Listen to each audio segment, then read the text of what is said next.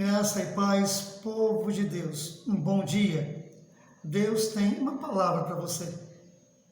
Atos capítulo 17, versículo 24 em diante. Vou fazer uma leitura aqui e que Deus ele venha realizar grandes coisas hoje em nossas vidas. Amém? Olha o que diz a palavra de Deus.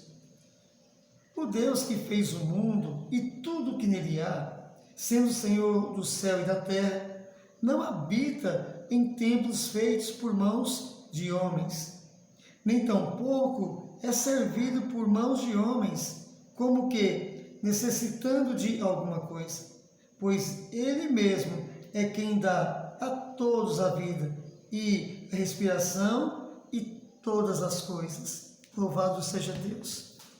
Amados, nós sabemos que só existe um Deus. Que o grande amor de Deus venha mover o nosso coração, hoje e sempre. A Ele seja a glória, a Ele seja o louvor, a Ele seja a adoração.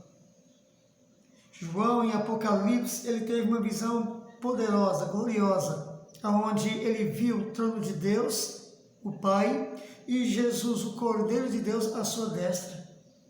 Ele viu 24 tronos em volta do trono de Deus.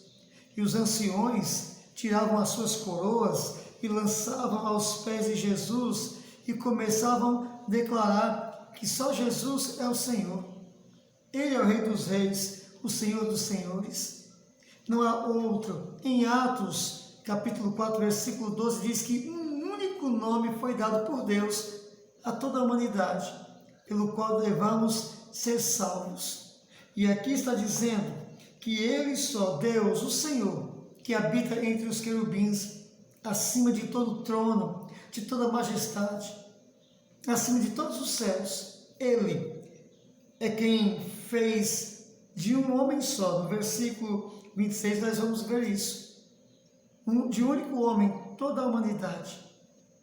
Ele não é servido por homem, o homem não, Deus é autossuficiente. Nós não, nós somos em todo o tempo mesmo que respiramos, totalmente dependentes de Deus. Ele não, Ele é autossuficiente. Deus, vou falar em uma linguagem aqui, espero que você entenda. Deus, Ele não tem vida. Por quê? Porque Ele é a própria vida. Nós não somos vida, nós temos vida, porque recebemos de Deus. Deus ele não recebe nada de ninguém, não existe a necessidade, mas de Deus vem todas as coisas. E Deus, nesse capítulo 17 aqui, ele diz, olha, se arrependam por não reconhecer a soberania de Deus, se arrependam por acreditar em tantas as mentiras e seguir um curso de vida que afasta a humanidade de Deus. Foi inserido na humanidade tantas coisas que estão querendo, como diz, como diz também em Romanos capítulo 1, a partir do versículo 18, estão mudando as verdades de Deus em mentira. Só existe um Deus, só existe um Cristo, escolhido, ungido de Deus, só existe um Salvador, só existe um intercessor que intercede por nós à destra de Deus, que é Jesus. Timóteo 2, 5 fala sobre isso. Então, meus amados irmãos, que venhamos servir ao Senhor na beleza da sua santidade, sabendo que viemos de Deus, sabendo também que vamos tornar para Deus, sabendo que em Jesus Cristo, Deus, Ele reconciliou todo o mundo consigo mesmo. Você abrindo a sua Bíblia em Efésios capítulo 2, você vai entender essas coisas. Que antes de Cristo estávamos sem esperança e sem Deus no mundo, e a partir de uma aliança com Cristo, fomos reconciliados com Deus. Pela morte de Cristo na cruz do Calvário, fomos feitos família de Deus. Leia Efésios capítulo 2, você vai ver que tremendo. Então, meu amado irmão, minha irmã, você que nos ouve nesse momento, acredite. Por quê? Existe uma necessidade de crermos. Sem fé é impossível agradar a Deus. É isso que está escrito na palavra de Deus. Sem fé. Hebreus capítulo 11, versículo 6. Não tem como agradar a Deus sem fé. O que é fé? É dar crédito a Deus, dar crédito à sua palavra, aceitar os seus ensinamentos, vigiar quando ele diz que uma coisa é ruim, se afastar daquilo que é pecado. Então, meu amado, nós que estamos vivendo e respirando, temos essa oportunidade. Por quê? Porque também em Hebreus capítulo 9, versículo 27, diz que chegando à morte, o homem passando pela morte segue-se o juízo. O juízo é aquele momento onde ele vai se deparar com a situação de ser aceito por Deus ou rejeitado por Deus. E algumas pessoas dizem, não, mas Deus é bom, todo mundo vai ser salvo. Era bom que todo mundo fosse salvo, mas infelizmente não é dessa maneira que acontece. Por quê? Porque se você também abrir a sua Bíblia em Mateus capítulo 7, você vai ver ali que Jesus vai falar de uma situação.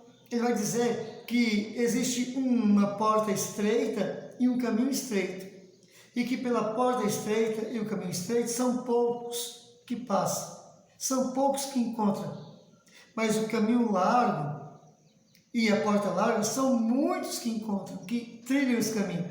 E ele diz, olha, poucas pessoas, são poucos os que encontram a porta e o caminho estreito, porque esse caminho e essa porta leva à salvação.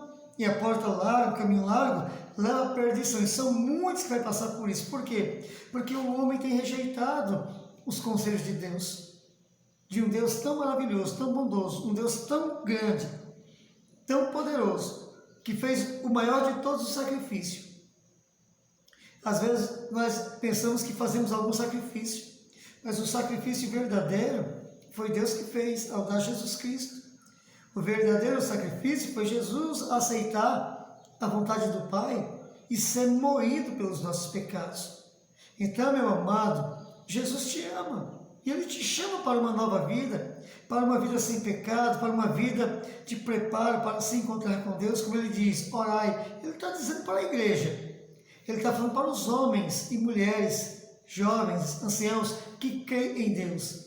Está falando para esses, olha, orai muito, para que vocês estejam preparados para se apresentar diante de Deus, porque naquele dia o juízo será sem misericórdia para quem? Para aquele que não usou de misericórdia, para aquele que não se rendeu a Deus.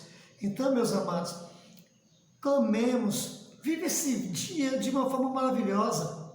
Procure não fazer mal para ninguém. E se alguém fazer mal para você, procure perdoar.